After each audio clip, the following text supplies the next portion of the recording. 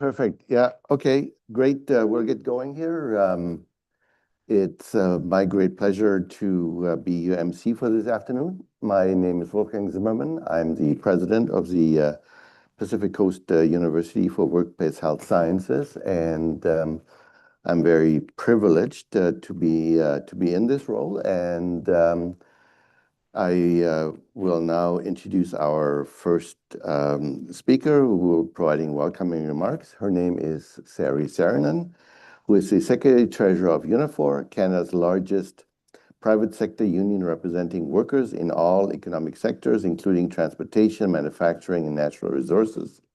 Sari worked as the National Health and Safety and Environment Director for many years and continues to be responsible for protecting workers' rights, promoting safe and sustainable work transformations while ensuring the health and safety of workers. Please join me in welcoming Sari Saarinen, co-chair of our Board of Governors.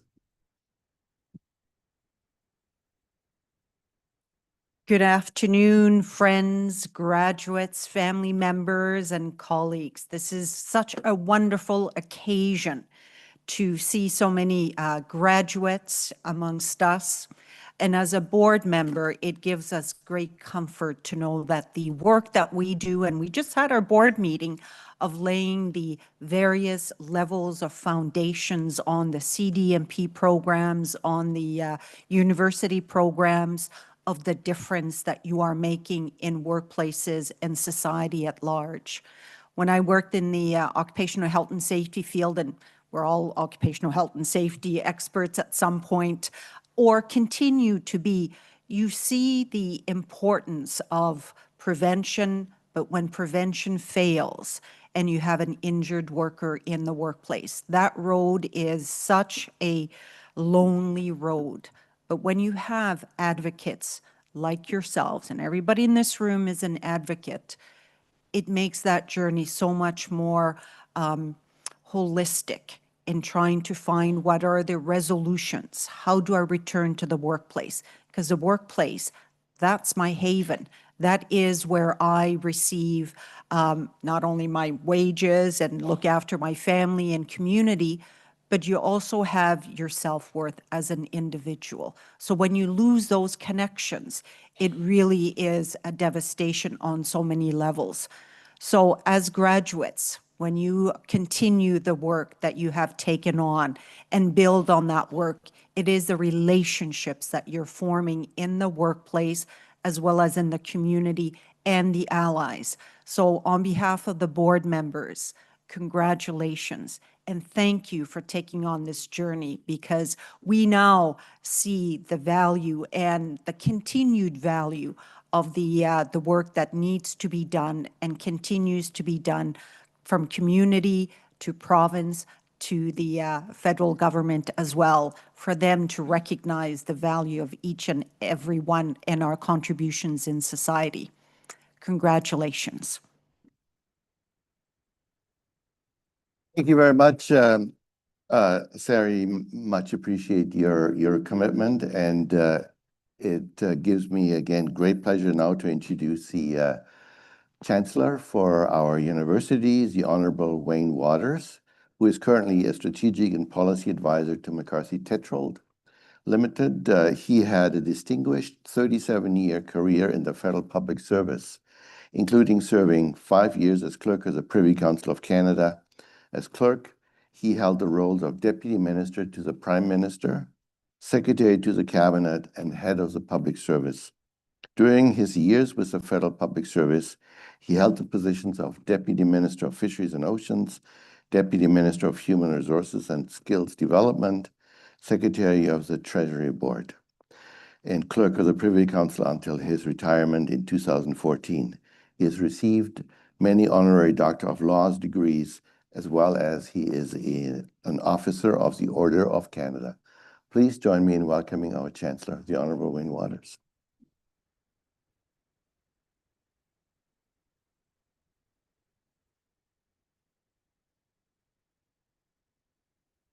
Have a little water here. Good way to start. Well, hello, everyone, and hello, graduates. Congratulations right from the from the outset. It's a long convocation. There's lots of speeches. So it didn't take much. It was, I think, $20 to get Wolfgang to put me at the top of the list as opposed to later on. But every speech is going to be interesting. And hey, it's your graduation day. We need to make it a good day for all of you. So I have a bit of a prepared text. I'll go through and again have a great afternoon. First, let me acknowledge that the physical location of Pacific Coast University for Workplace Health Sciences in Port Alberni, BC, is on the traditional territory of the Nuu-chah-nulth First Nations. And anyone who visits that university, I don't know the graduates, if you've had a chance to come to that university building, well, you got to do that. When you come into the building, you're greeted by a carved welcoming pole. And it's particularly fitting for us because the frog is at its base and it's meant to symbolize the university's stable grounding in knowledge and collaboration. And the medicine man is at the top of that totem pole, and it's holding a bird rattle in one hand and crystal in the other. And this is meant to symbolize the global reach of the university's supportive mandate. Both tools are used by medicine men, and the frog was considered the medicine man's helper. So it's quite appropriate to have that totem pole there. Now, over here, staying with our Indigenous heritage, we are walking on the traditional lands of the Musqueam, Squamish, Coast Salish, and Tsleil-Waututh First Nations while here at the Western Bayshore Hotel. It gives me great pleasure, as I said, to speak at this, our 7th convocation ceremony. Time does pass quickly. And I'm so proud of the impressive uptake our degree and certificate programs have had. Today also marks our 4th hybrid event, and we are streaming around the world with YouTube live stream. I bet you we would look really good, across the world on this. Today, it also gives me great pleasure to recognize Professor Dr. Bert Bakes, Pacific Coast University's Chief Academic Officer, who made the long trip from Brisbane, Australia, to be here in person. Welcome, Dr. Bakes. Put up your hand. He's way back there. Oh, there he is. There he is. As well as Graham Hazley, who's here from Edinburgh, Scotland, and of course, very instrumental in the whole issue of disability management in Great Britain. Where are you, Graham? Right there. Welcome. I want to recognize our dedicated students as a group, those pursuing the university's Bachelor of Disability Management degree program, the Advanced Certificate in Return to Work, and those who are enrolled simply in continuing education certificate programs. And since 2019, when we received our initial scholarship support, which played a pivotal role in making today's event a reality, we have benefited from the visionary leadership of both Trevor Alexander, who was then CEO of Workplace BC, and its late chair of the board, Ralph McQuinn. These two remarkable men understood the landscape and the need to address the growing demand for return to work and disability management expertise in our society, which is now a model embraced by many, including some of our leaders in the governments of British Columbia and the governments of British Columbia and Canada. Now, well, last year on June 1st, 2024, we saw the return to work obligation under Bill 41, the Workers' Compensation Act, become a reality. We now see Bill 30 moving forward, which obligates employers to maintain a worker's position for 26 weeks from the onset of a non-occupational mental or physical health impairment. Now, I know this whole area, we're moving forward, but progress is slow. But that needle is gradually moving as we recognize more and more the broadly accepted reality that employment is a social determinant of health. Now, additionally, a new $4 million contribution from both the Canadian and BC governments to support early intervention strategies under CDMPs as highly professional disability case managers was made on April 1st, 2023. And that has now been extended to March 2028, recognizing that we can make a difference when intervening early to maintain gainful employment. More proof that education through PCU-WHS creates a greater pathway towards return to work, regaining dignity, and obtaining this global professional disability management credential. I also wish to recognize today and offer my sincere thanks to our dedicated faculty, and some are with us at this convocation, not all, our staff, and of course the students, our graduates of course, but all students who've enrolled in all our programs past and present. Your contributions and commitment over many years have helped contribute to this moment. Pacific Coast University for Workplace Health Sciences appreciates all of those as well in the broader community who have supported our faculty and students, their friends, families, and mentors. And we are grateful to the Government of British Columbia and the elected members to the legislature from all parties. Collectively, they had a vision a number of years ago and foresight, seeing value and long-term opportunity in laying the statutory foundation for the university. On a personal level, I did very, very little here, but I am proud that in 2009, during the challenging financial crisis we saw in Canada and around the world, I had the opportunity to help support funding for the physical campus that established our university in the Alberni Valley on Vancouver Island. Now, regrettably, the conditions which prompted me to wholeheartedly support the establishment of this university have not gone away, but in fact, some may argue, are getting worse. You know, I'm referring to issues like housing affordability, poverty, and addiction. All are significant problems for Canadians and all affect people with disabilities disproportionately. And these issues are invariably linked to a lack of employment and substantial underemployment for our citizens suffering from mental or physical health impairments. More than 80% of mental or physical health impairments occur during someone's working life. But having the right supports, professional knowledge, and empathetic workplace attitudes in place can have a major impact on the long-term social and economic outcomes for these disabled workers. The insights and expert knowledge you, our graduates, bring to the table can play a defining role in changing the narrative and mitigate the often very negative consequences following an onslaught of a mental or physical health impairment.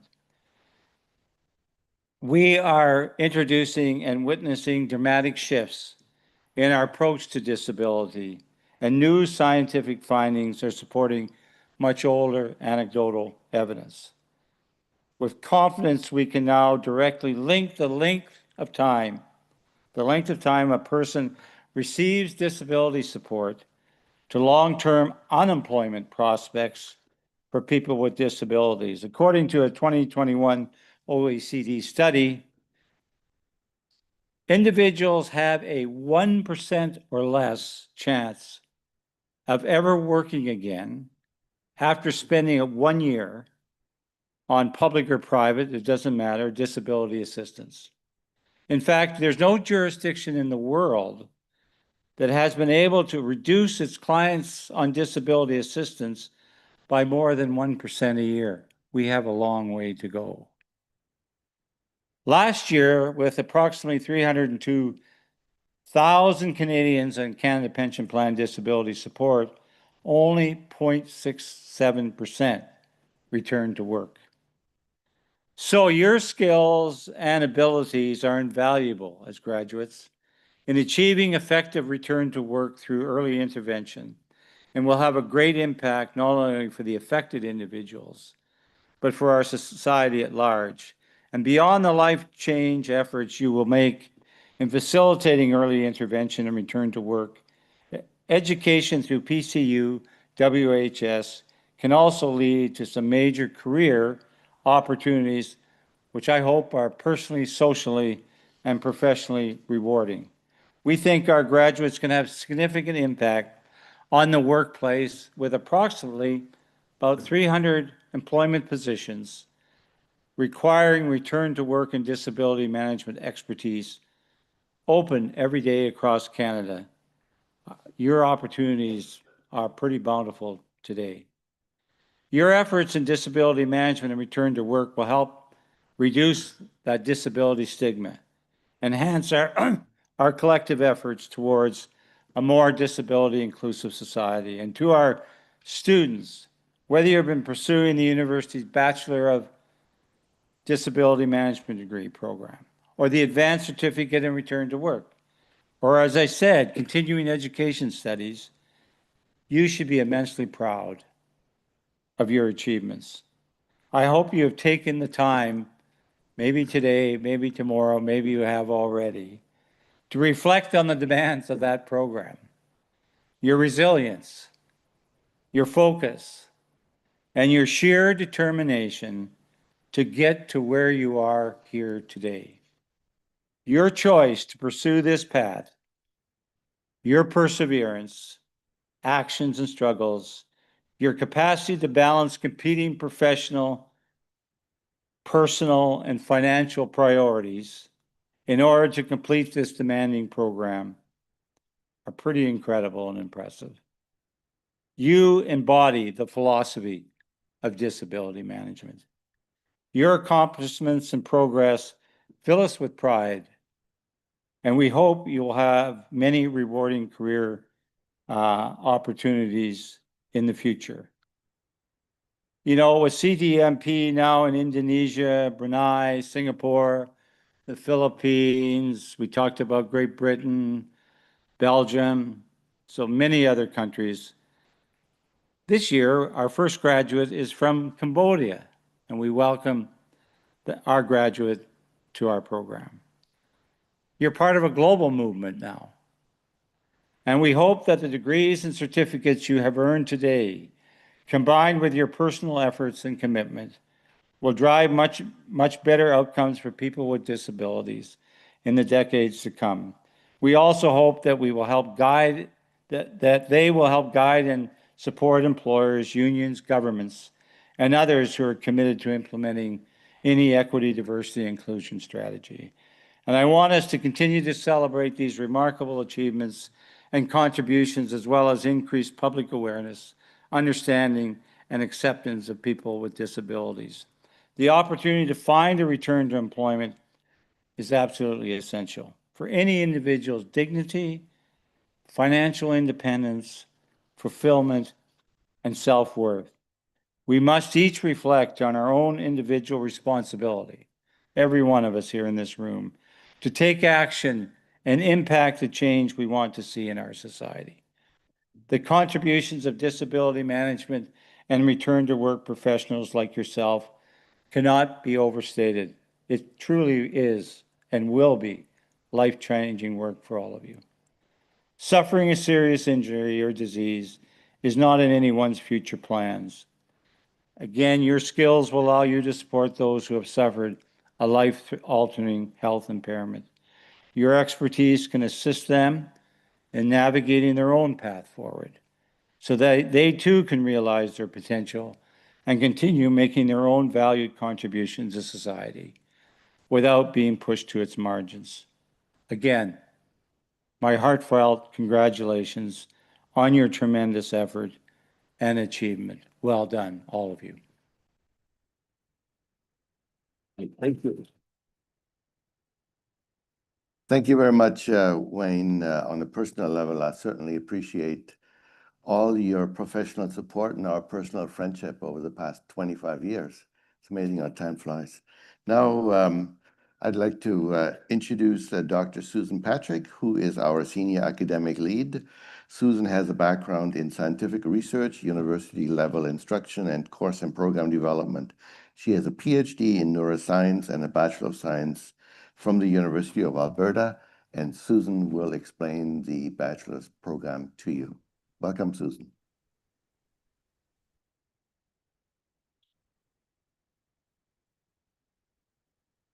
Good afternoon, everybody. We're honored to be here today to celebrate the achievements of 15 individuals. 12 are graduating with a bachelor's degree in disability management, and 4, including one of the 12, are graduating with an ACRTW, Advanced Certificate in Return to Work. And we're also pleased that so many of you could be here with us today, both in person and online. It's wonderful to put faces to names after an online university. The Bachelor of Disability Management Program, or BDM program, was first launched in September of 2014. It was the first of its kind worldwide and still remains unparalleled, nationally and internationally. This unique degree aims to provide students with the skills, knowledge, and attitudes to help injured employees remain at the workplace, stay at work, and return to work. The degree also prepares students to help employers and other organizations establish and run cost-effectively disability management and return to work programs. Most of the students in the BDM program enter the program having already completed 60 credits at other institutions, providing the elective component of the degree. Then at PCU, they complete the equivalent number of credits as specialized BDM courses. These specialized BDM courses, taught by experts in the topics, are wide-ranging, but always directly applied to disability management. In their studies, the students develop knowledge, competencies, and leadership skills in the interaction between work and the workplace and the body and the mind, establishing and maintaining a safe and healthy work environment, data collection and analysis, case analysis and research methods, medical and rehabilitative clinical vocabulary and finance, legislation and policy, workers' compensation, client engagement, organizational structures, human resources and change management, insurance, benefit coordination, financial planning, return to work planning, communication, interviewing skills, stakeholder collaboration, DM return to work on a return on investment, economics, ethics, conflict resolution, unions, service coordination, and so much more. You guys remember it. And the program is rounded off by the capstone courses, either a research project designed, executed, written up, and presented by the student, or a 12-week work integrated learning placement, following which the student reflects on the placement, their learning through the placement and their degree, and looking ahead to their own role as a DM professional. And a few of our graduates were the first to participate in our new work integrated learning program. The BDM program is indeed very intense, aimed to provide students with a solid foundation in line with the occupational standards of the International Disability Management Standards Council, and thus preparing the students to begin a new career in disability management or to delve further into the DM field in which they are already working, to reshape the thinking, attitudes, and systems involving workers with disabilities.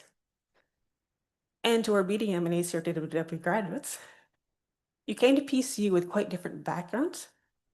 Some of you already had extensive background in the DM field, and you will expand in your current roles. Several of you will be getting a new career and adventure. Some of you started your BDM program just over 2 years ago, and some of you have been plugging away at courses for a long time. But it wasn't just the courses, as challenging as they are. You're also dealing with life challenges, health challenges, and even heartbreaking losses. Many, if not all of you, have overcome significant obstacles to be here, to arrive at this day. So for successful completion of your program, And for overcoming the obstacles and challenges to do so, I congratulate you all.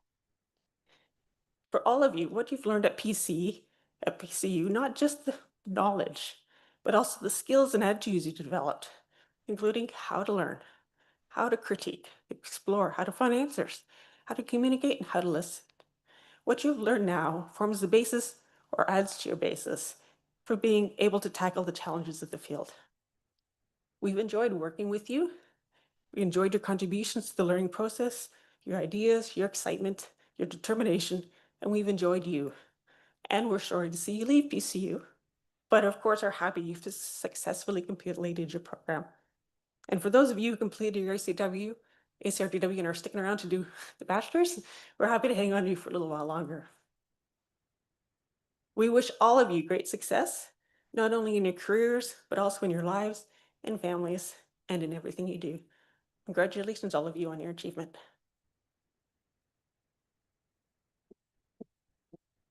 Great. Thank you very much, Susan. That's terrific. You've done a tremendous job in leading this group. Now I just will spend a few minutes just reading out a message from our MLA for Mid-Island Pacific Rim, the Honorable Josie Osborne, who was elected MLA in 2020. She grew up on Vancouver Island and has lived in Tofino for more than 20 years. She is currently British Columbia's Minister of Health and in the news every single day, it seems. As member of the Legislative Assembly for the Mid-Island Pacific Rim area, it is my honor to extend a congratulatory message for today's graduates.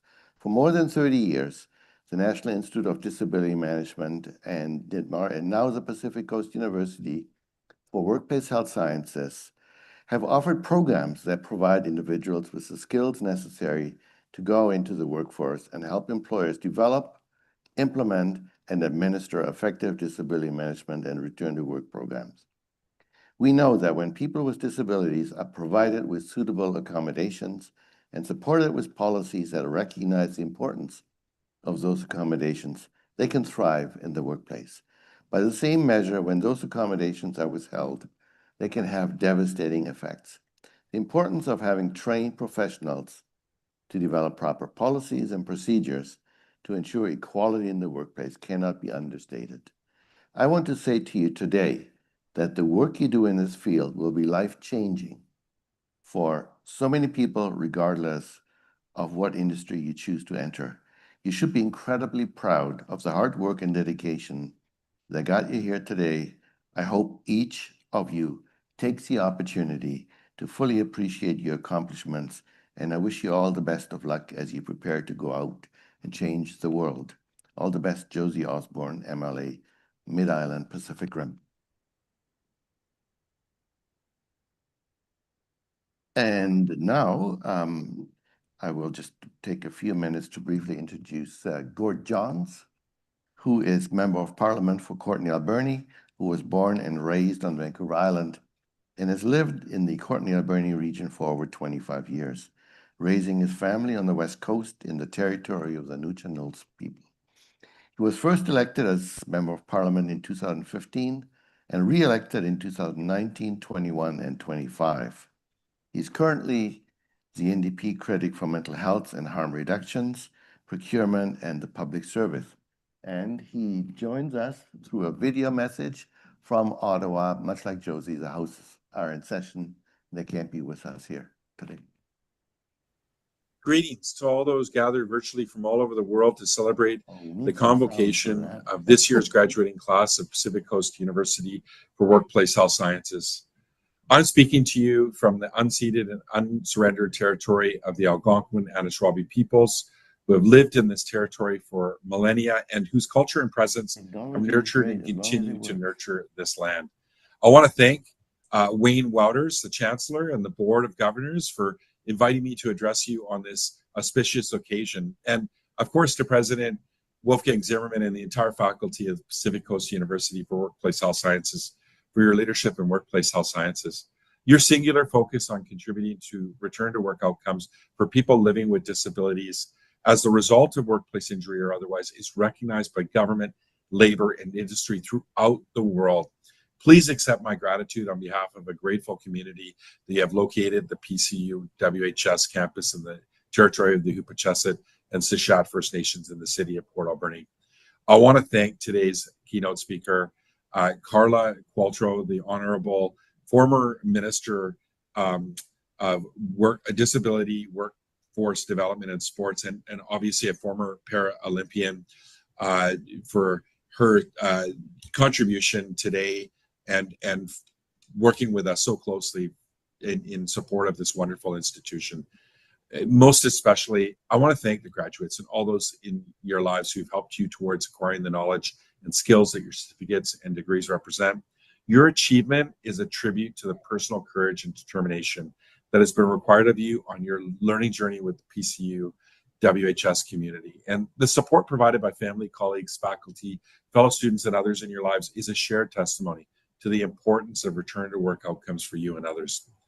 It's an honor to join you today in our shared belief that every Canadian deserves a workplace that supports their health, safety, and well-being, and our shared understanding that returning to work with a physical or mental health disability presents enormous challenges. As the critic of health, mental health, and addictions for the federal NDP, I've learned much of what I know about the enormity of barriers to return to work from one of my mentors and good friends, Wolfgang Zimmerman. In 2021, during my 6th year as a member of Parliament for Courtenay Alberni, he assisted in my preparation of a parliamentary motion for a national strategy for the reintegration of workers with physical or mental health disabilities.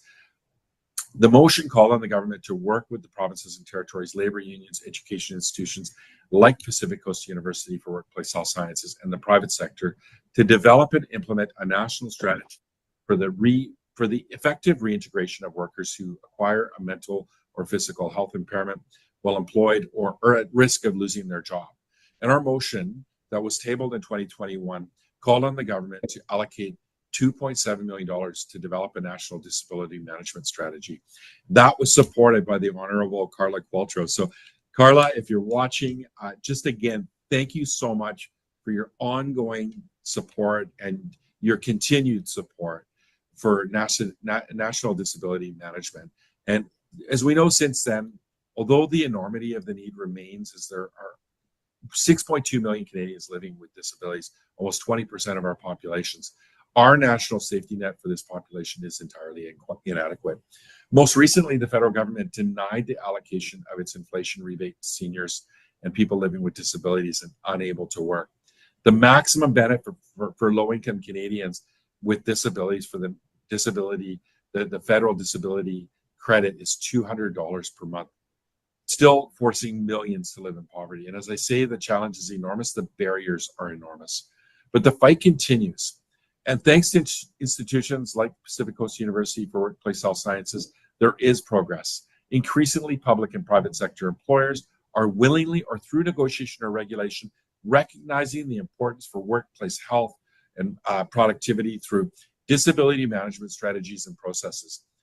Statements of qualifications and job descriptions are beginning to include qualifications in disability management. Hundreds of jobs are currently advertising for specialized qualifications due to a shortage of competent and certified disability management practitioners. So as the Pacific Coast Workplace Health Sciences website explains, workplaces are focusing on better return to work outcomes for employees. Positions in disability management programs are expanding rapidly in North America, Europe, and elsewhere as employers realize the benefits of a professionally developed workplace-based program. Your certificates and degrees are bestowed today by an institution that has directly influenced this new workplace reality. The field of workplace disability management is still in its infancy, but it grows stronger with every passing day as new knowledge is acquired and applied. And you are among still the earliest practitioners. Congratulations to you all. Go forth and make a difference in the outcomes for workers with disabilities. Best wishes to everybody. Thank you so much.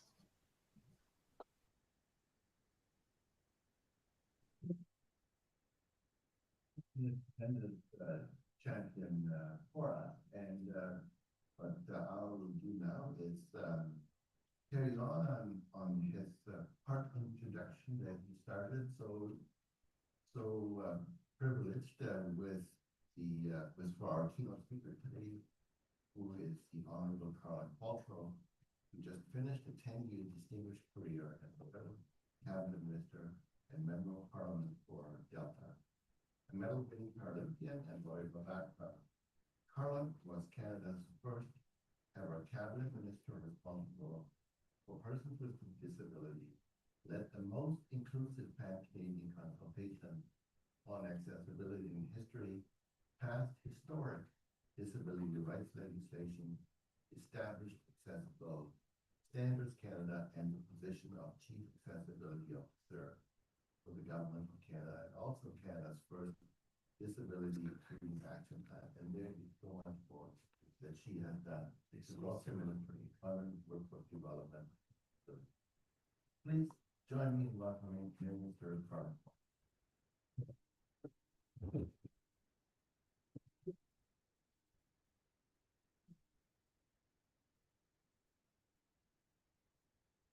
I apologize, and thank you so much, everyone, for having me here today. It's such an honor to be here on this momentous occasion. I too would like to begin by acknowledging that we're gathered on the traditional and unceded territories of the Musqueam, Squamish, and Tsleil-Waututh people, whose stewardship of this land continues today. To the graduates, your families, faculty, and everyone who supported you, congratulations. Today, we celebrate not just your academic achievement, but your commitment to something that is transforming Canada and the world. So, as someone who's been legally blind since birth, I know what it's like to navigate a world that wasn't designed for people like me. Very early on, I learned that people would make assumptions about what I can and cannot do simply because I can't see very well. But I also came to know that people with disabilities are innovators, problem solvers, and creative thinkers. Our very nature is entrepreneurial. We're not stuck doing things the way things have always been done, because quite frankly, that way really never worked for us. Before politics, I litigated for the Canadian Human Rights Commission and BC Human Rights Tribunal, and I was vice chair of the Workers' Compensation Appeal Tribunal here in BC. And of course, as was said later, I had the privilege of being Canada's first ever Minister of Persons with Disabilities. And all that to say, I guess, is that I understand the complexities of workplace injury, return to work, workers' compensation, human rights, and discrimination. I also understand the difficulty and vulnerability that comes with acquiring a disability, whether temporary or permanent. System that used to work for you no longer work for you. As disability management professionals, job, we get people from this place of uncertainty, place of belonging, productivity, and thriving. You may have to bring your lawyer with you for this ride, local allies, with their triple. But you're going to the system, adapt, adjust, welcome, and improve. One of the questions I've spent most of my career pondering is this idea that if the business case for disability inclusion is so strong, hasn't every business, every organization just jumped on board? And the answer I found is often about confidence, comfort, and the willingness to challenge assumptions. Because of course, Canada's history with disability is complex. It's not a proud history. It's a history of exclusion and marginalization and institutionalization. Disability services were rooted in the medical model, and access to support was determined in large part by tax policy, not disability rights. Now, of course, there have been advancements, and thanks in large part actually to advocates who refuse to be left out. So not many people outside of the disability rights movement know that, in fact, the first draft of our Charter of Rights and Freedoms didn't include disability as a prohibited ground of discrimination. It was only through the tireless advocacy of disability rights activists that mental and physical disability was added. You know, Canada was among the first to sign the United Nations Convention on the Rights of Persons with Disabilities in 2007, but it took another 17 years for us to create substantial human rights. I don't know how I would do that on my end. I would only be, let's try to output volume. Let's do output volume. Input, output up. I don't know how I can fix it from your end. Like, this hasn't happened before. I've been doing this for about 4 or 5 years now. This is the first time.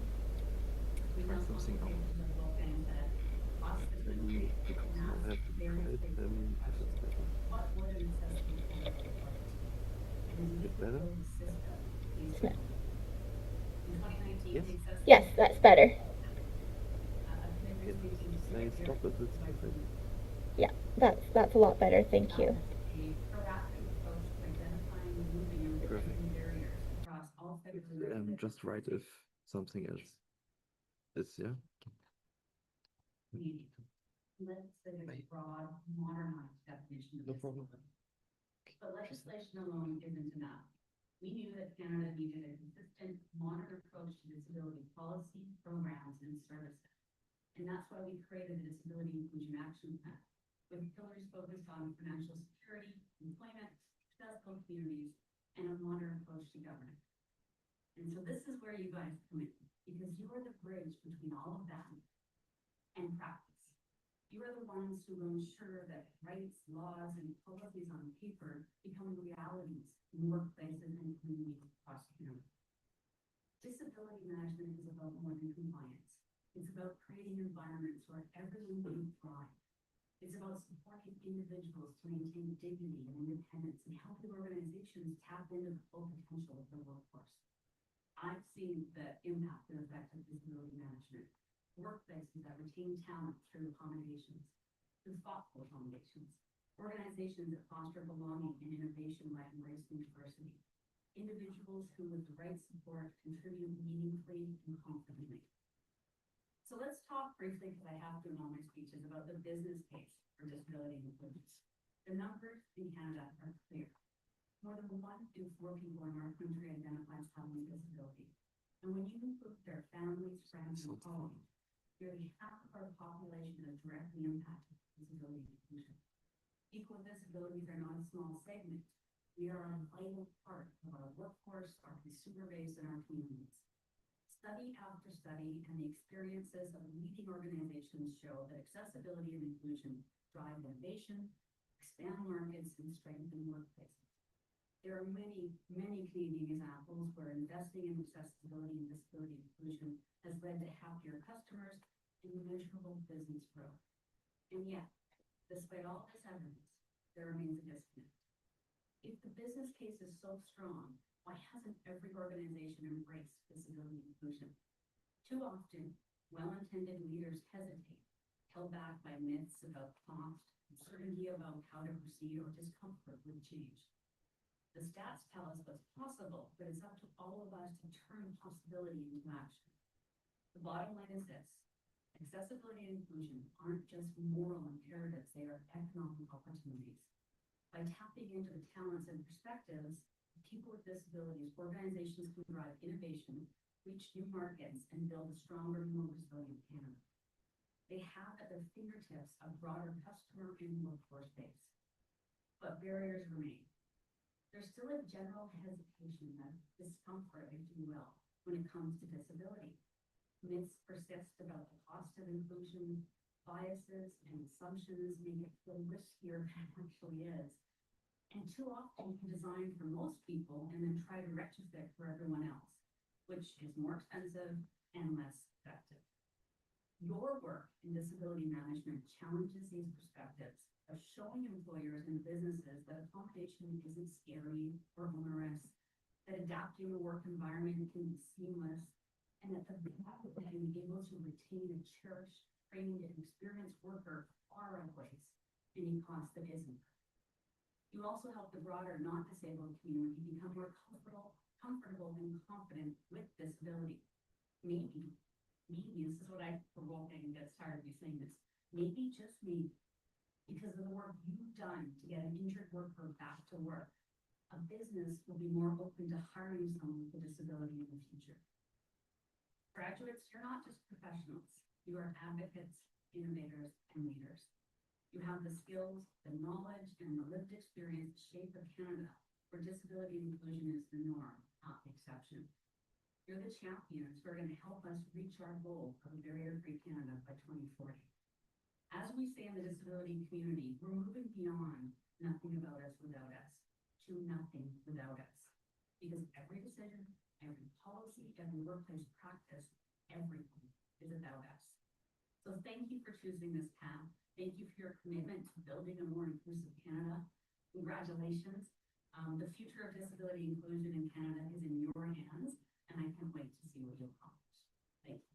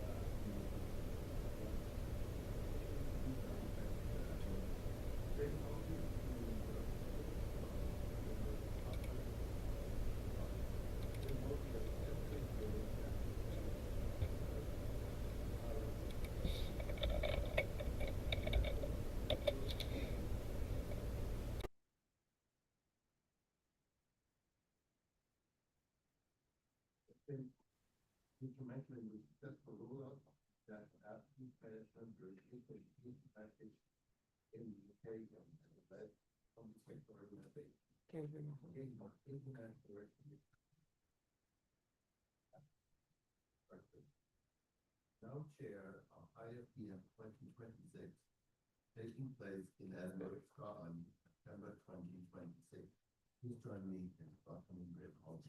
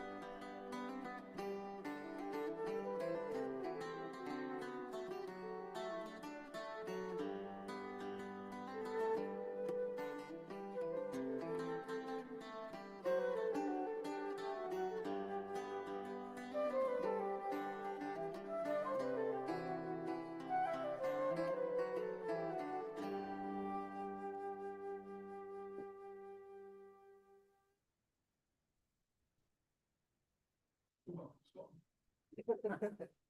afternoon, ladies and gentlemen, and it is my absolute delight to be here and welcome graduates to this very special day. My name is Graham Mosley, as we can say. I'm the chair of the IDMSC in UK, and I also welcome delivers CDMP and CRT training.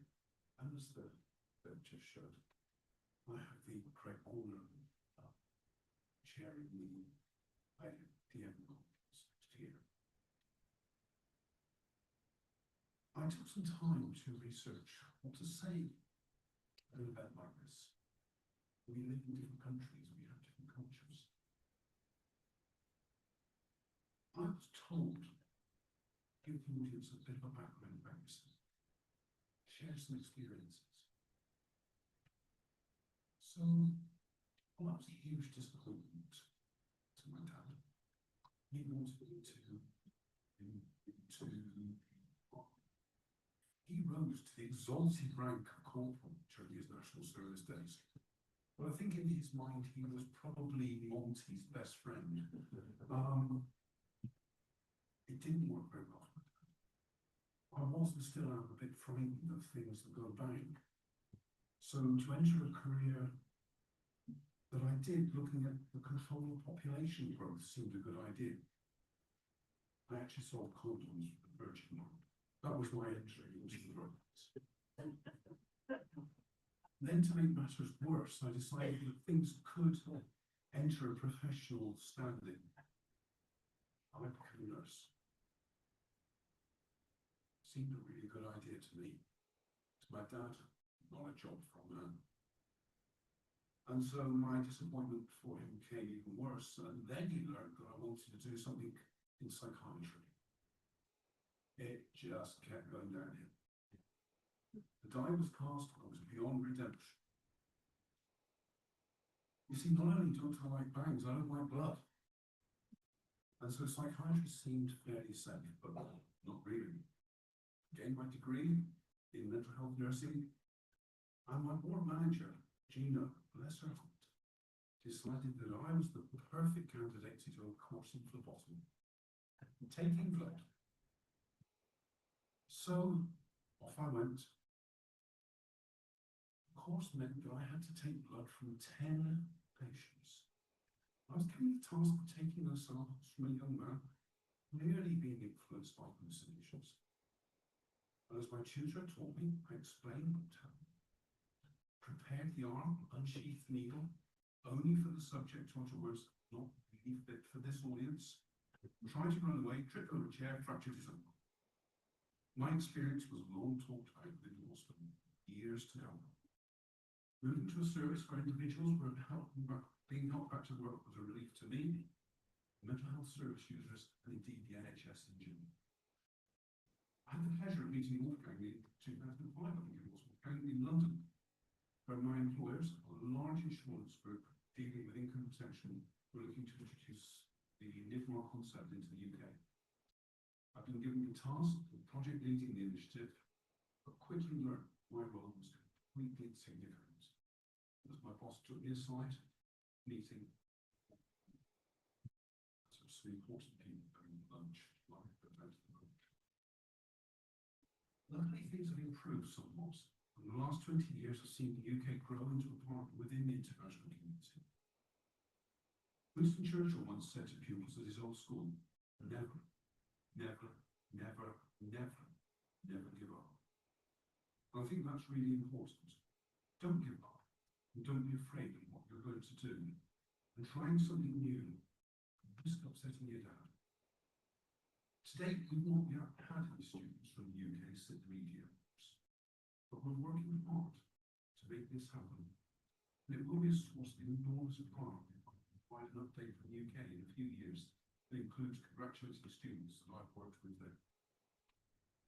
My comments are based on what we've achieved in the environment without an industry and disability management, one where workers' compensation doesn't exist. We have to be persistent, creative, persuasive to make things happen.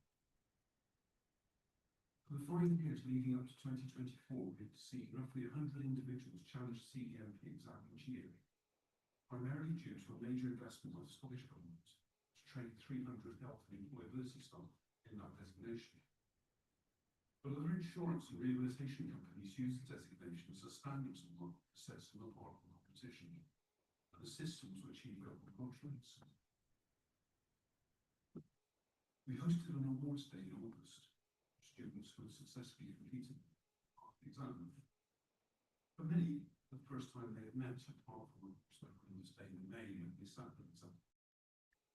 The awards day near Edinburgh allowed all the students to meet face to face. This brought their own challenges. We had lost the company of our pets, but many of us got to know through the Zoom and Teams calls that we had running the course.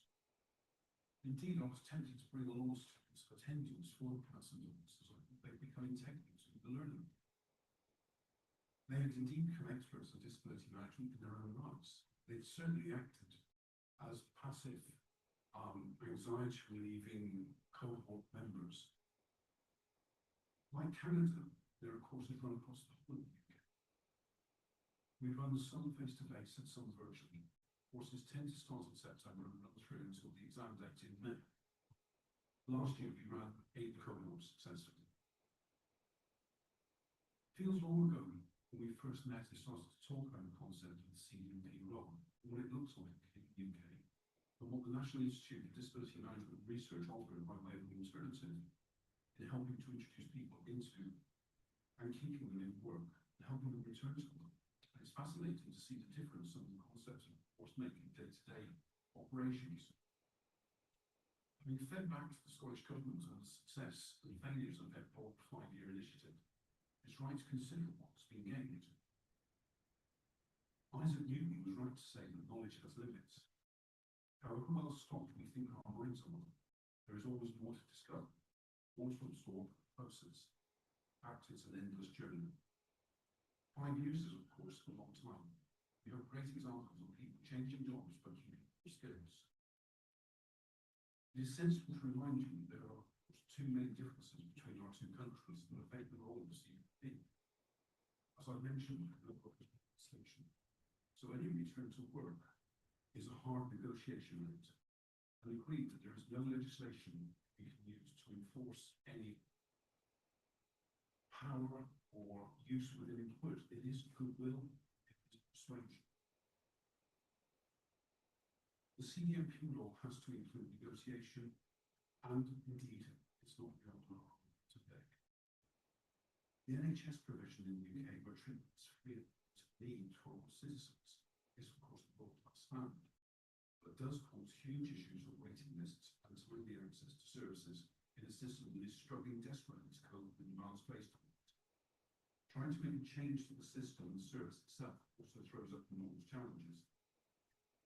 It is the largest employer in Europe, and as such has its own enormous challenges.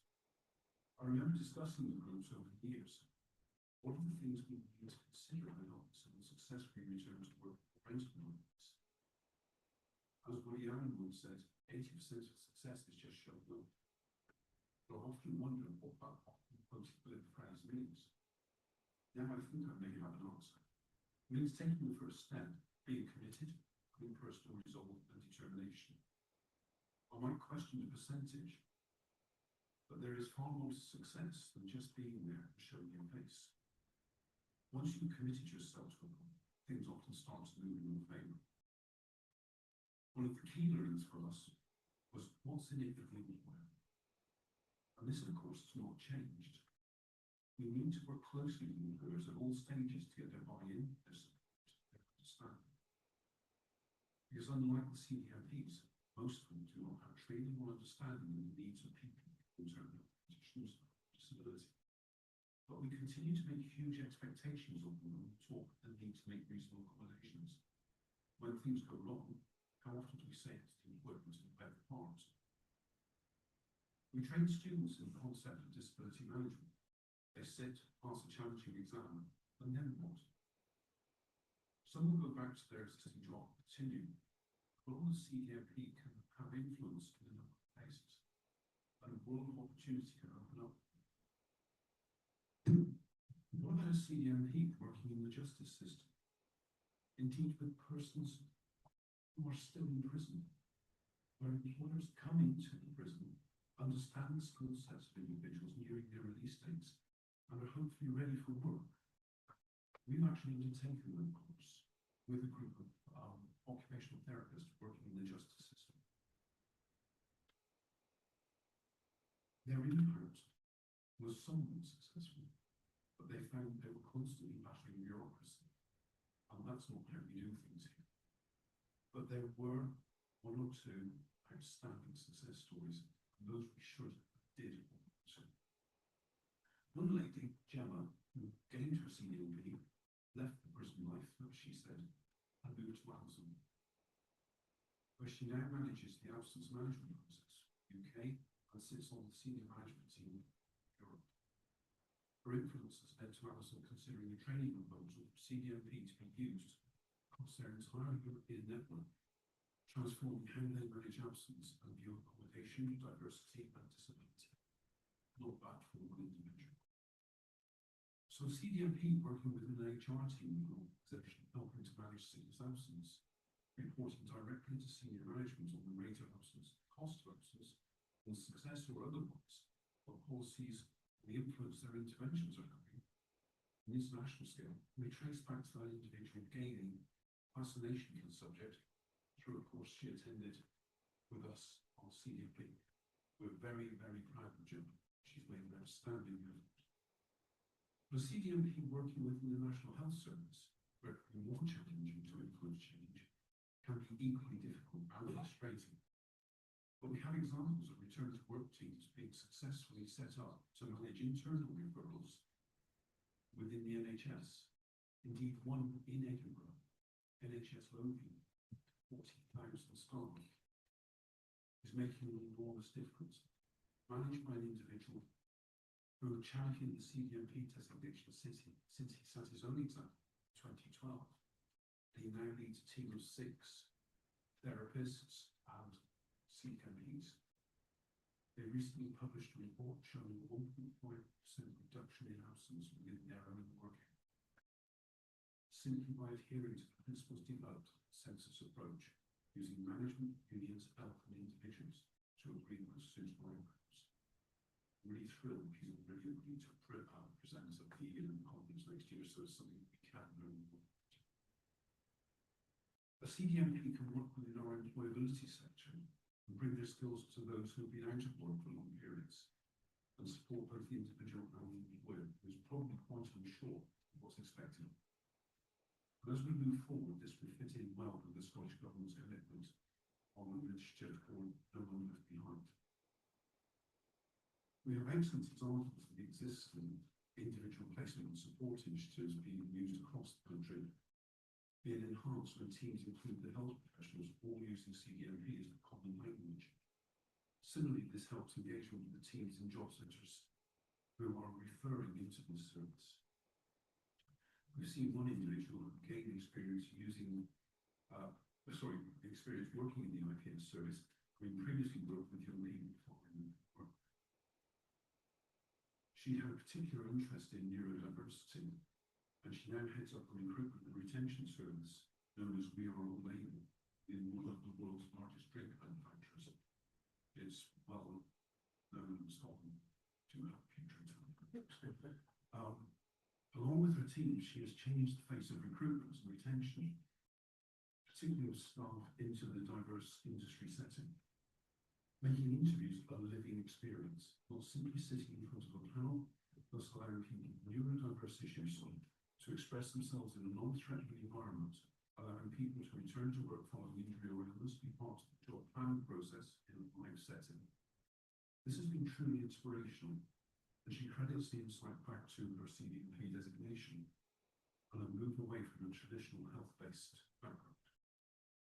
We continue to see organisations who seek government funding money return to work contracts using CDMP as a standard that sets them apart from their competitors.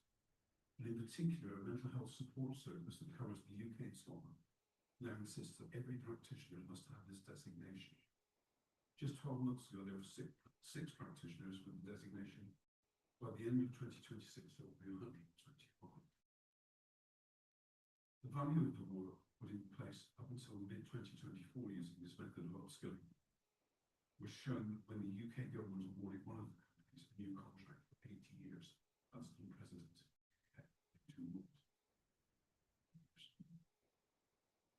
Within an insurance setting, many of the largest income protection insurers now insist on the designation of claims rehabilitation teams. Recent reports are showing these teams lead the way in helping individuals stay in, return to work, with success rates of above 65%, and in some cases approaching 85%. The largest insurer now has 45 trained CDMPs, and we start to work on the 2026 cohort starting next week. And looking to train their own, for 2027, we have a waiting list, and the original license holder, my old company that I work for, are looking to train their own insured customers using CRTWC as a way of better managing the rate of referrals coming into their own return to work and rehabilitation teams. 2024 saw the launch of CRTWC designation in the UK. We've already seen significant interest here as local authorities use government funding to train employability teams to help the issue of people far removed from them. This is a significant issue that is simply not going away. Since the pandemic, 800,000 working people have become inactive. Government will fund significant amounts to try and support the efforts to help them return to work. 2/3 are the over 50s who've left and are looking for work. But at the other end, younger people entering work are reporting markedly more ill health due to depression and anxiety, caused from the drag from pandemic. If we consider the influence that a CDMP and CRTWC can have on how organisations and individuals and workplaces view entry to work, return to work, and retaining work, it's not too difficult to imagine the influence they can have on supporting government initiatives reducing disability employment, which has remained stubbornly difficult to move in recent years. If I can take you now to a tiny island, actually much closer to France than it is to the UK, but forms part of a group known as the Channel. Population of 100,000, famously known as Tarzan. They're now using CDMP to train their team in social security to help people return to work. Legislation there bans people take any work activity. They are signed sick. This is now a legislation change, and they're using CDMP as the tools to.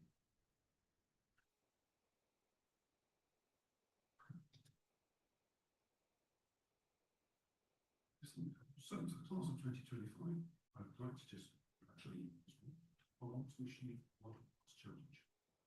Be creative. Never accept the status quo. There is always an someone, but we may need to help them see things through different lenses. As a final thought from a visitor from Portugal, apologising. It's a good thing to do. It puts you in very high moral positions with people. But I'm not suggesting you do it like us English business. Maybe. Because we don't need it. You know, we push you down. We say, oh, so important. Really need it. Trust ourselves. There. Remember his also only 2 pages. Yes, but personally, that's the beginning. She will. But keep persistent. Enjoy the rest of the day. Stay in touch. Stay in touch.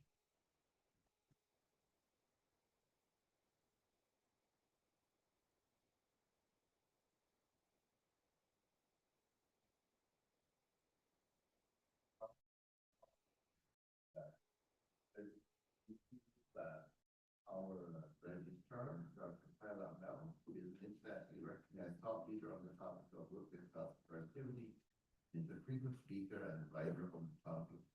He is Chief Health and Strategy Officer at MediKeeper and has held executive positions in global human resources consulting, HR technology, and we're Vice President of Canada's largest independent healthcare rehab company. His PhD in Nutrition Science from the University of Alberta.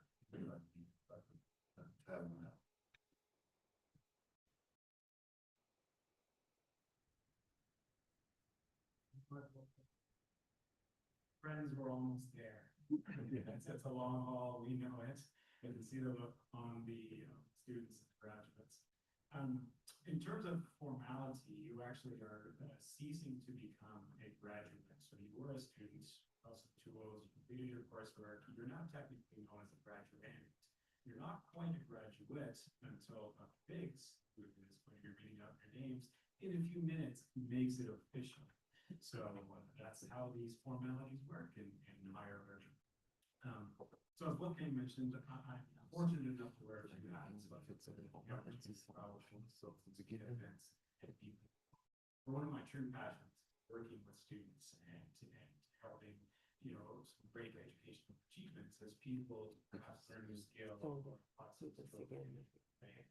and so I will teach then we have to see when those students submit those assignments to learning and in our beautiful learning management system, Moodle. And I know the work that goes into that because I'm on the state and I'm not getting up to see if the students are doing it. I read the emails that people say, oh, please give me just one more day and I'll make this perfect, which is absolutely wonderful to see because you all have a tremendous ability, this tremendous achievement. You've got some tools in your toolbox now to better support people and help people in time of need. And so pretty soon you're actually going to have well. There's a great issue. And this comes at a very fortuitous moment, a very important time. As you've heard about from other speakers here today, people are not getting any healthier. So we have people in the workplace who are acquiring injuries or illnesses. I like to call these either work-related or work-relevant conditions rather than non-occupational conditions. We have people with comorbid and polymorbid conditions, people with polypharmacy, so lots of different drugs, drug mechanisms in place as primary therapy, as interventions. I've been following mental health issues for a long period of time and have seen us slowly chip away at the stigma associated with mental health, either as a standalone problem for people in the workplace or as a comorbid condition, perhaps in this case. And every single year we see new numbers of scripts, not only written but fulfilled. More people on anxiolytic drugs or antidepressant drugs than ever before, which unnecessarily complicates the disability process. The goals are focused on stay at work wherever possible, return to work wherever possible. These sort of things are quite important for yourselves as disability management systems. And you're bringing together skill sets that are highly valued and very much needed in today's day and age. And I wish we could say that we're making inroads and our population's getting healthier and workers are getting easier to return to work or stay at work.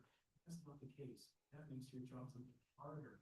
But hopefully your time at Pacific Coast University of Workplace Health Sciences is helping to prepare you to be not only experts today, but supporting people into the future as you interact with them on arguably one of the first times in their lives. So you've got the opportunity, it's time to apply those skills, and we're all here today to help you celebrate that. So without further ado, move on, you're going to hear your name, there's going to be some cheers. So thank you so much for attending here today, friends, graduates, graduands, everybody else who's come to support you all. Thank you so much for supporting the university.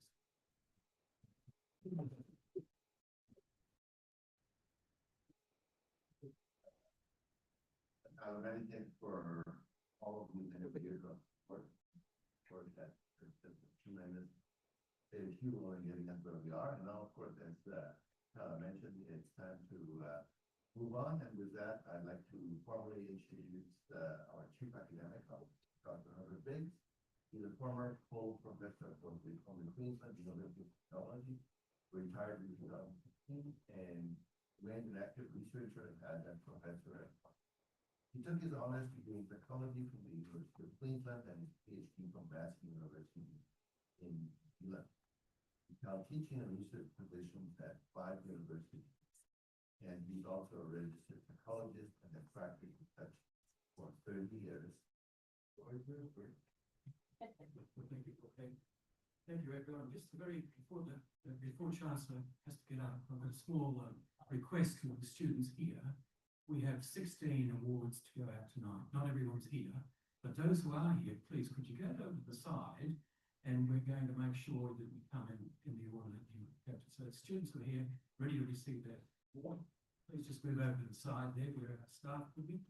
And while you're doing that, we're going to enact an old custom that is a university-wide custom.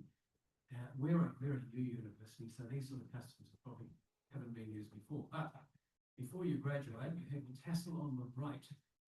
And when you graduate, when you receive your award from the Chancellor, you may move it to the left. So a bit of custom there, just a bit of fun. And just to give you a little taste of university. And it's just great to have you all here. It's a wonderful occasion. My congratulations to the students, graduands, soon to be graduates. And you've done a wonderful job. This is our biggest ever occasion for the numbers we've got. So it's a great day. Now, I'll read the names out, and not everyone here, and those who are in person will come over to meet the Chancellor and be awarded a full Chancellor. So with the Bachelor of Disability Management, in alphabetical order, Roberta Austin, who is not here tonight, but see elsewhere. Harpreet Sheena is here.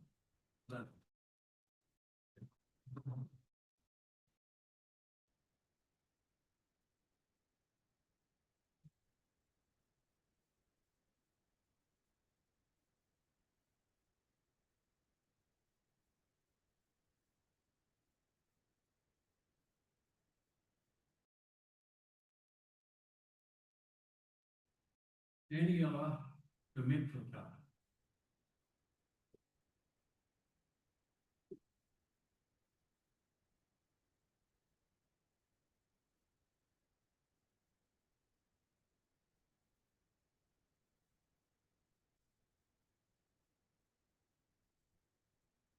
Jacqueline Ferris.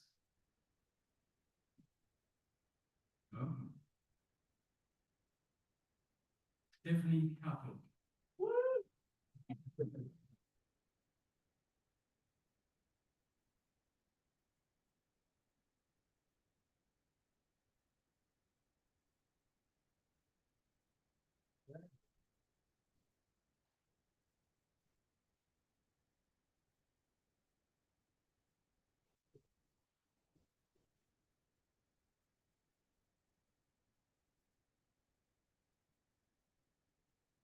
Teresa Gasparet.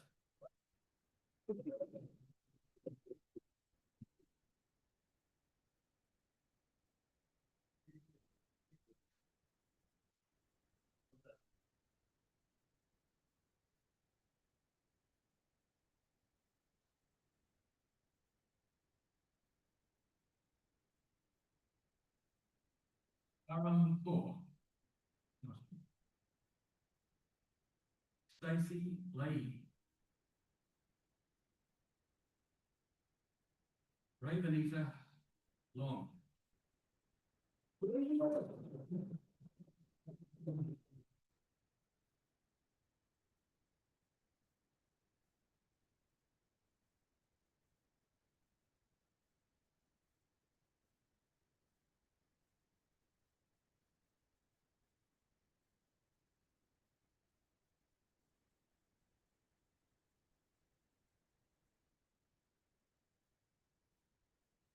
Ashley Page. Annika Redling Eyes.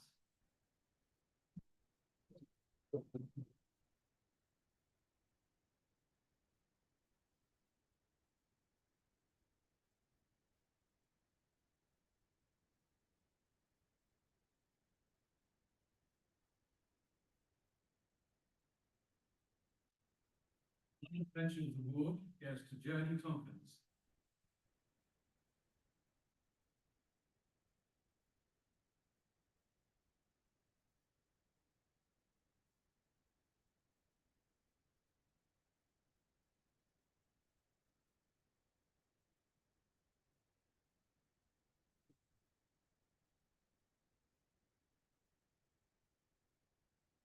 The last set of degrees which are in the advanced certificate in terms of work. Stephanie Cartlaw, you do not have to come up again. You've already come up from that.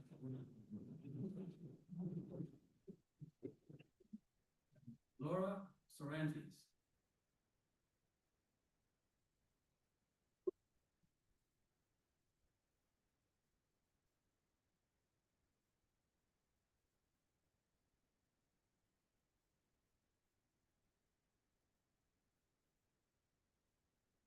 King Mara, present, but Juliana Khan is.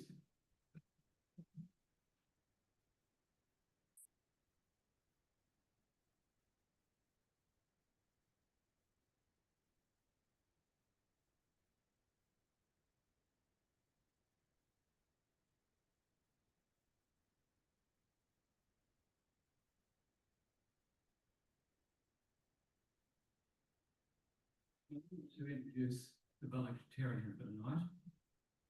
She's coming online, not present with us today, but I've been given the privilege of a couple of notes from people who nominated. She's nominated by one of our instructors, and also nominated by a fellow graduate, which is wonderful. I don't often see this, but it was. So I'm going to read what the graduate, the fellow graduate, said about Jacqueline Ferris, who was our valedictorian tonight. She said, well, maybe he, I'm not sure, he or she, couldn't say. I'd like to nominate Jacqueline Ferris as a class valedictorian for the Bachelor of Disability Management Program. Upon the first conversation with Jackie, you feel you have had a real conversation with her and trust that she has your best interests in mind. She puts people at ease and has a way of connecting and bringing them together. She reached out to all her classmates and organised an outside group chat for this year's group of graduates. A place to question, clarify, vent and support one another.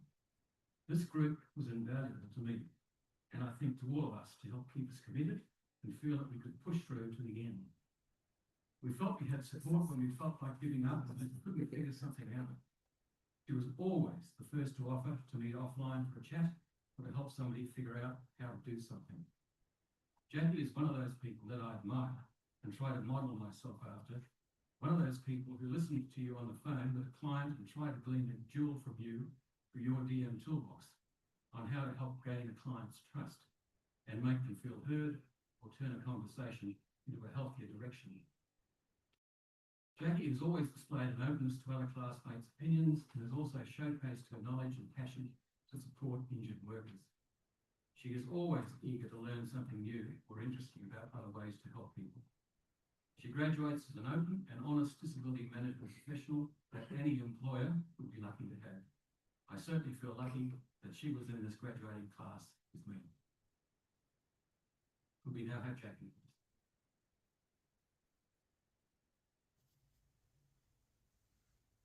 Good evening, President Zimmerman, members of the Board of Governors, special guests, and most importantly, graduates of the class of 2025.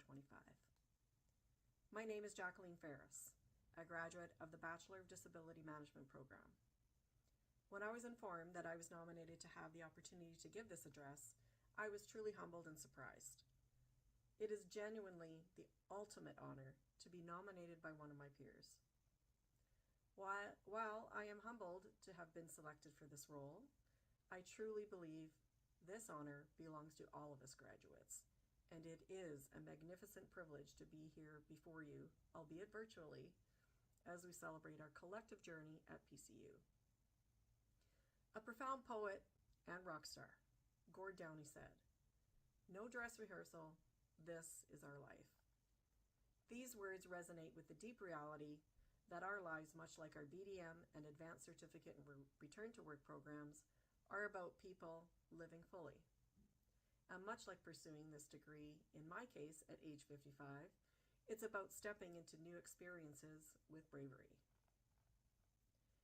When I started the program, I was embarking on a new path following a challenging period in my life. Coming from a different field entirely, I faced many hesitations.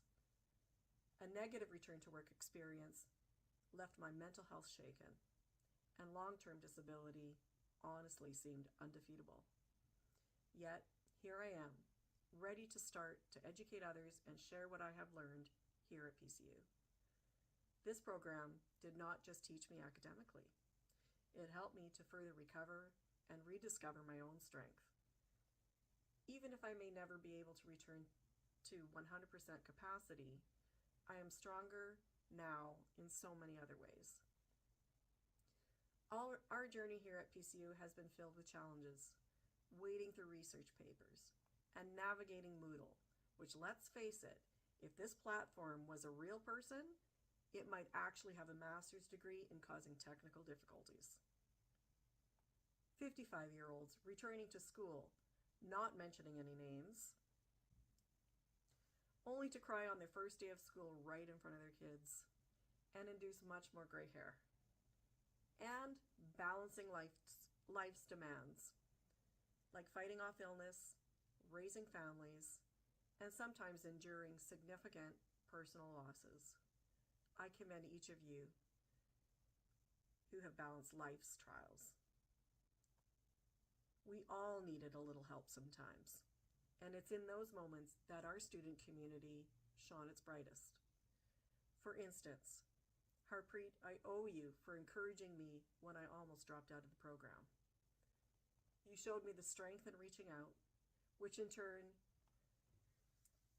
was one of the most beautiful attributes of our cohort. It was exactly what I needed to lift me up in that dreadful time. That pivotal moment really got me through. It gave me the strength to get over the finish line and to reach out to other classmates, which in turn helped them reach out to their peers, all to ensure no one in our class was left to struggle alone. It is this spirit of shared support that caused this chain reaction, making our class uniquely connected, simply because of one person's gesture of kindness. Throughout this journey, some of us have penned over 40 research papers. Some of us have engaged in countless discussions with our classmates, learning from one another in ways course materials can't capture. I used to dread writing, but now somehow I've learned to enjoy it, and maybe sometimes writing 5 times over the expected word count for those discussion posts. Proof that passion sometimes runneth over. Thank you to our tolerant instructors on this front. Dr. McEnany actually had to shut one of our discussions down when smoke started bellowing out of our laptops and Moodle because some of us just couldn't stop writing. Our instructors, your guidance was pivotal. Special thanks to Dr. Sulsky and Dr. McEnany, who never let us settle for anything less than our best. Dr. Sulsky, thank you for teaching us that statistics is not for the faint of heart, and that SPSS is not a worship. And thank you, Dr. McEnany, for the newsflash that our memory is completely unreliable. That's exactly what a 55-year-old woman with brain fog, like myself, wants to hear. Maybe you could have been a little less direct. And Heather Persons, your support for an ability to be available to students has been nothing short of priceless. Heather is so dedicated to PCU students that once she helped me after her window stopped rattling after an earthquake off the West Coast. That's a true story. This lady, she honestly deserves some kind of medal. Well, my friends, this speech is nearly over. We've overcome substantial workloads, but we've also learned some valuable lessons. We're equipped not just to return to our roles armed with new information and best practices, but to reach beyond ourselves. As we leave PCU, I hope we all encounter challenges that stretch us personally, professionally, and make us kinder, both to ourselves and to those we serve. Because this is no dress rehearsal. This is it. And we're ready. Congratulations, class of 2025. Thank you.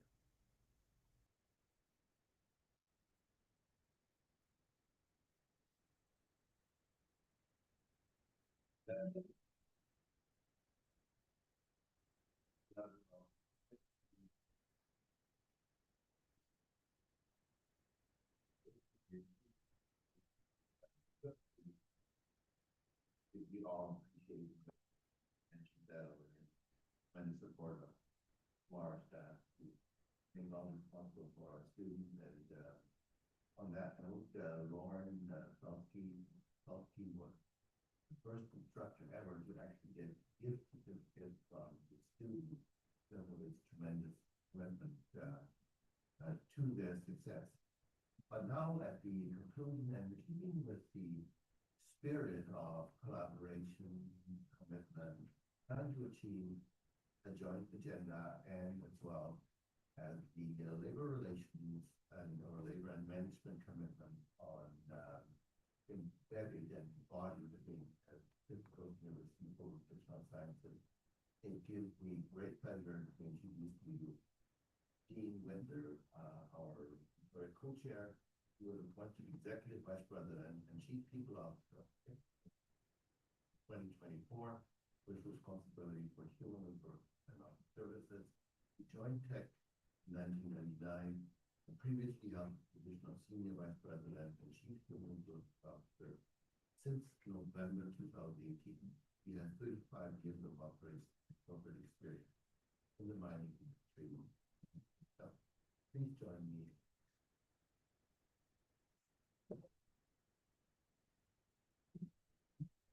Thank you, Wolfgang.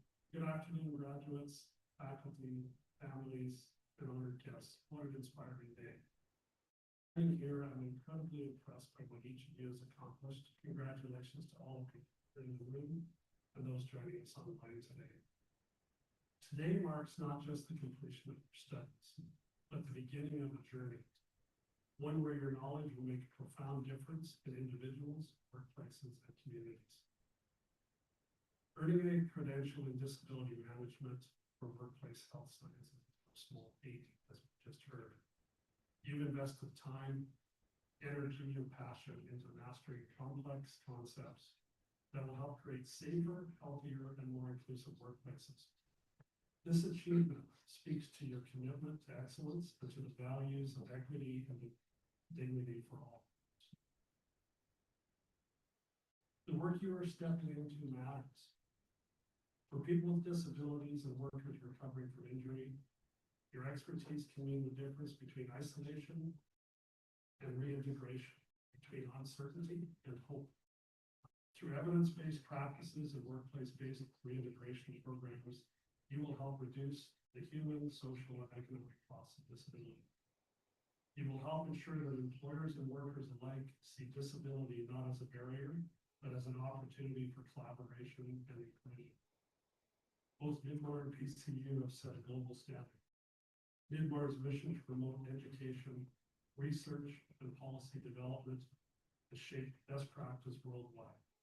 And PCU, as Canada's first university dedicated to workplace health sciences, has created an interdisciplinary approach that blends disability management, occupational health and safety, wellness, and vocational rehabilitation. Together, these institutions have equipped you with the tools to lead change, tools that will help workplaces and injured workers. As you leave here today, remember, your work will ripple outward. Every return to work plan you design, every policy you influence, every conversation you lead will help build a culture where health, safety, and inclusion are not optional, they are foundational. It will help people continue to pursue their dreams. The world needs your voice, your expertise, and your passion. Whether you choose roles in human resources, health and safety, rehabilitation, or policy, you are shaping a future where every worker has a chance to thrive. I wish you success and fulfillment in your chosen path, and hope that you will continue to learn, to lead, and to make workplaces better for everyone. Congratulations once again, and thank you for the difference you're about to make.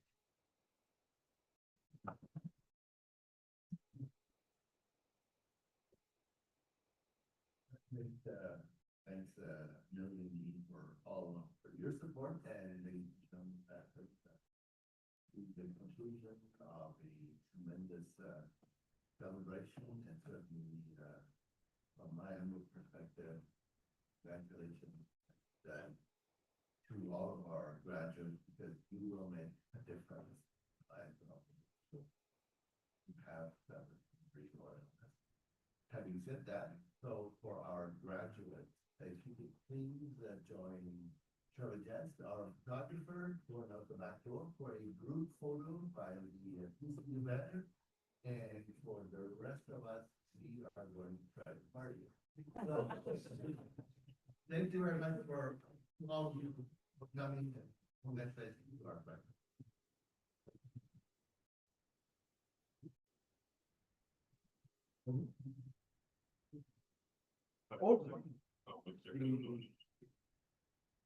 So they're gonna come out and give you a big hug.